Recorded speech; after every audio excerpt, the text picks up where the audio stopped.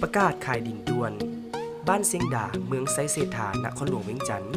เนื้อที่ดินทั้งหมดแมน 3,522 ตารางเมตรเริ่มจากเส้นทางดงคำสร้างแลนซื้อมาทางสถาบันเศรษฐกิจการเงินดงคำสร้างแลนมาประมาณ500 เมตรแล้วเลี้ยวขวาของโฮม19โฮงแฮมป่านี้เข้าไปประมาณ300 เมตรจะเห็นดินที่ต้องการขายอยู่เบื้องซ้ายมือรูปลักษณะของดิน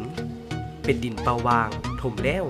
มีไฟฟ้าน้ำประปาสะดวกสบายดินแบ่งขายเป็นตอนหรือขายยกได้ราคาขายแมน 1,500 บาทต่อตารางเมตร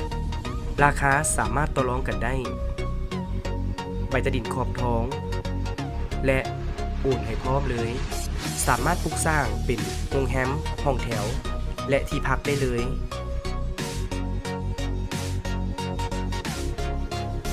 สนใจติดต่อสอบถามได้ที่เบอร์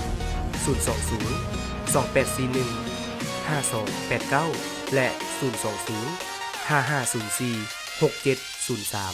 ขอขอบใจ